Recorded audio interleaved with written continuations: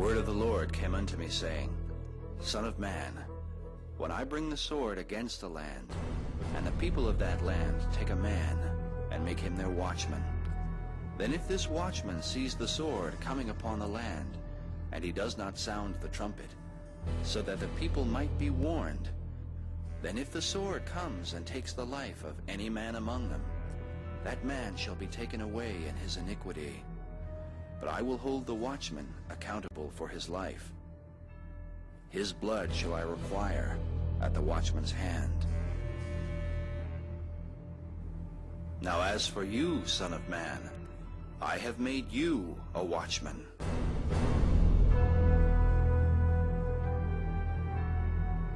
Therefore hear the words from my mouth, and give them warning from me.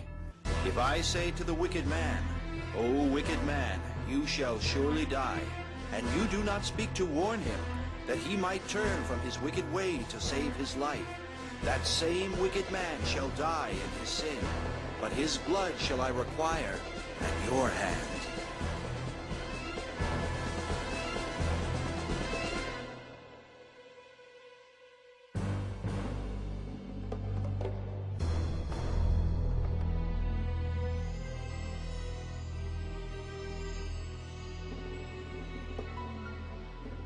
But if you warn the wicked, and he does not turn from his wickedness, he will die in his sin.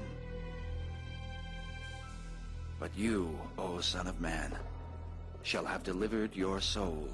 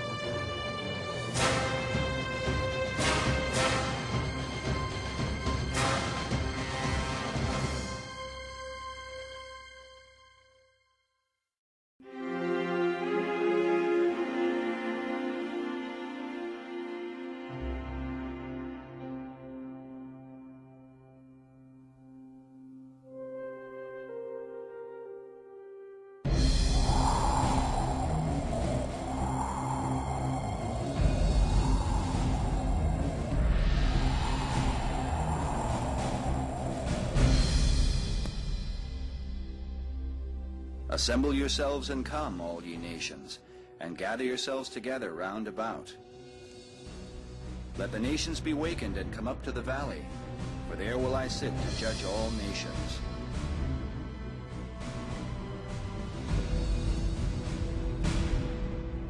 Multitudes, multitudes, in the valley of decision, for the day of the Lord is near in the valley of decision. The sun and the moon shall be darkened, and the stars shall withdraw their shining. The Lord also shall roar out of Zion, and utter his voice from Jerusalem. And the heavens and the earth shall shake, but the Lord will be the hope of his people, and the strength of the children of Israel. So shall ye know that I am the Lord your God, dwelling in Zion, my holy mountain. Then shall Jerusalem be holy, and there shall no more strangers pass through her anymore. For centuries, man has believed that an end of this world as we know it would come, an event preceded by signs and wonders, mysteriously shrouded in the pages of prophecy. But as each generation continues, many ask the question, when will it be? Still others are adamant, declaring the time is at hand.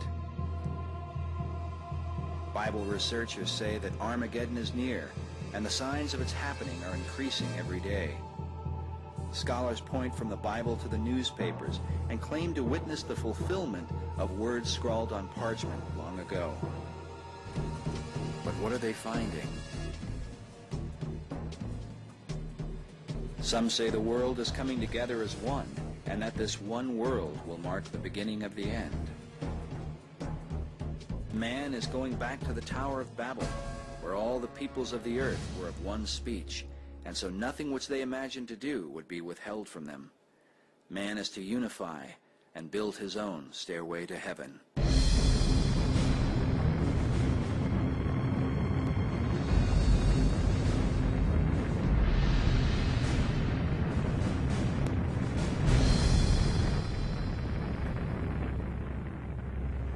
A global economy marches forward.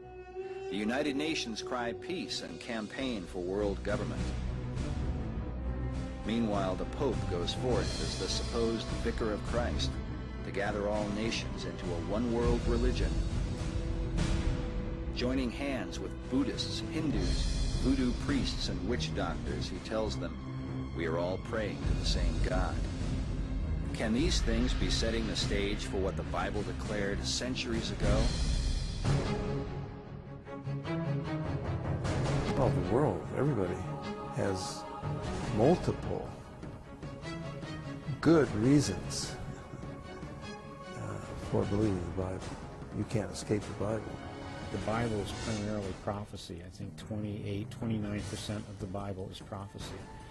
And most of the prophecy dealt with, has already been completed because it dealt with the first coming of Christ.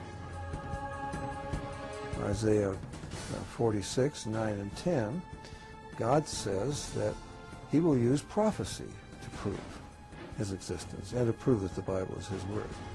The Lord says, I am God, and there is none like me, declaring the end from the beginning, and from ancient times the things that are not yet done. He says that he will tell us what is going to happen before it happens. He will watch over history to make certain that it does, and when it happens, you cannot deny that God exists, and the Bible is his word. Now, that's absolutely unique. That's one of the characteristics of the Bible that demonstrates that it's not just an everyday book out there. It is supernatural because prophecy has been fulfilled to the letter. There's no book like that in the world. The Quran doesn't claim that. Buddha never claimed that. You know, you won't find it in the Bhagavad Gita, the Ramayana, the Mahabharata, the Hindu Vedas. You name any religious book in the world, the sayings of Confucius or Buddha or whoever it is,